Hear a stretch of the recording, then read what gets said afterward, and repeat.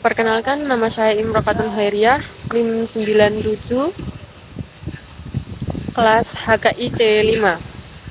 Di sini saya akan menjawab soal ujian dari Bapak Labib Nubahai, MSI, pengampu mata kuliah Bank dan Lembaga Keuangan Syariah.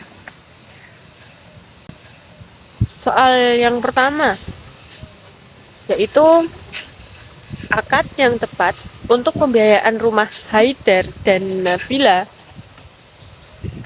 Untuk kasus Haidar dan Nabila yang ingin membeli rumah seharga 500 juta dengan uang muka 100 juta.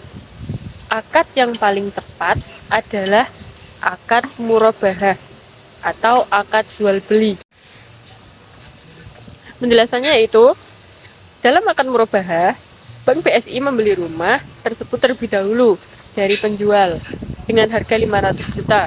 Kemudian menjualnya kembali kepada Haidar dan Nabila dengan harga yang sudah ditambah margin keuntungan yang disepakati. Misalnya, bank menjual dengan harga 600 juta. Kan marginnya itu 100 juta yang akan dicicil selama periode tertentu, misalnya 10 sampai 15 tahun. Alasannya karena akad murabahah adalah akad jual beli yang halal berdasarkan Al-Quran surat Al-Baqarah ayat 275 yang berbunyi wa ahallallahu bai'a wa harramar riba, yang artinya Allah menghalalkan jual beli dan mengharamkan riba. Keuntungan bank bersifat transparan, margin yang jelas, bukan bunga berbunga seperti riba. Harga jual dan margin ditetapkan di awal dan tidak berubah-ubah. Dan objek transaksi jelas, rumah, dan ada perpindahan kepemilikan real. Skema pelaksana. Skema pelaksanaannya yaitu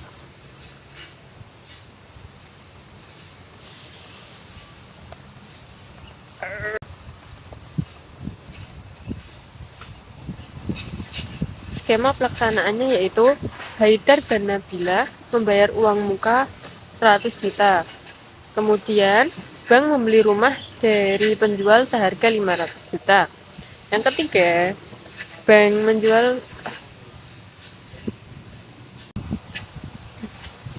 menjual kepada Haidar dan Nabila dengan harga pokok plus margin, misalnya 600 juta.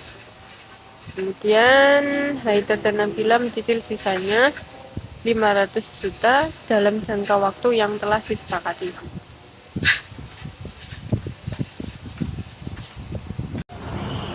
Selanjutnya yaitu pertanyaan nomor 2. Pertanyaannya, fungsi intermediasi dan cara perbankan syariah mendapat keuntungan. Fungsinya yaitu, fungsi intermediasi adalah peran bank syariah sebagai perantara keuangan yang menghubungkan pihak yang memiliki kelebihan dana atau surplus spending unit atau penabung dengan pihak yang membutuhkan dana defisit spending unit atau peninjauan. Mekanisme intermediasi yaitu 1. Menghimpun dana.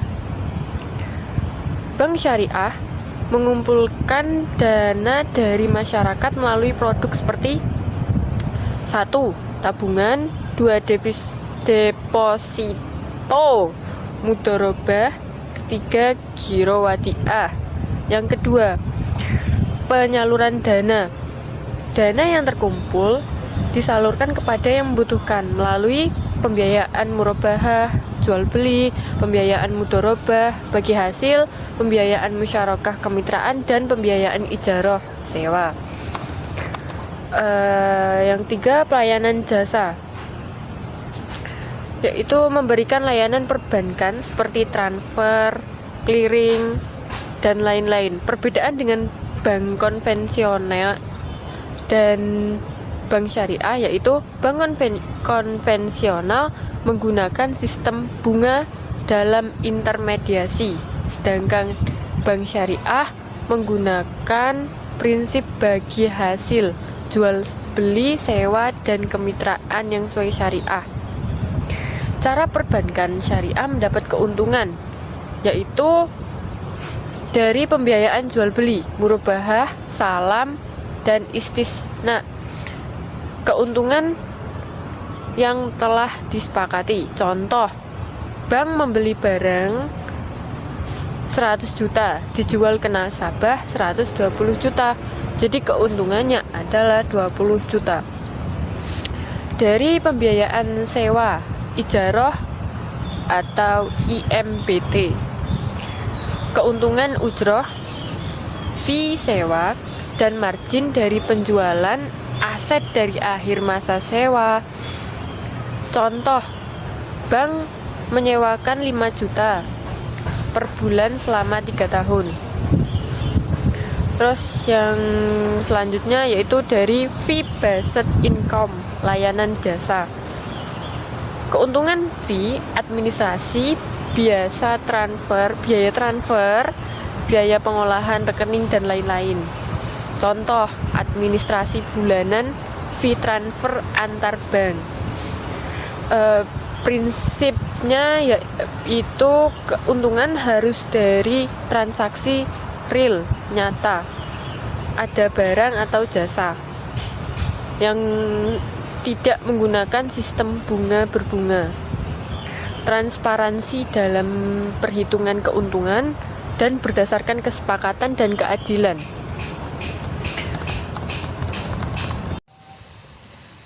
Yang nomor 3 yaitu larangan transaksi bisnis syariah dan pendapat tentang persamaan bank syariah dengan bank konvensional. 1. Riba, yaitu pengambilan tambahan tanpa transaksi real, misalnya bunga bank konvensional. Yang kedua, goror, ketidakjelasan dalam akad, seperti menjual ikan yang masih di laut. Yang ketiga, maisir, unsur judi atau spekulasi, misalnya taruhan hasil pertandingan. Semua larangan ini bertujuan agar bisnis berjalan sesuai prinsip syariah, berlandaskan tauhid, keadilan, kejujuran, kerelaan, dan kemaslahatan. Prinsip ini menjaga 5 tujuan utama syariah, maqasidus syariah, yaitu menjaga agama, jiwa, akal, keturunan harta. Karena itu praktik modern yang masih mengandung unsur riba, judi online, atau spekulasi berlebihan tidak sesuai dengan prinsip syariah dan wajib dihindari.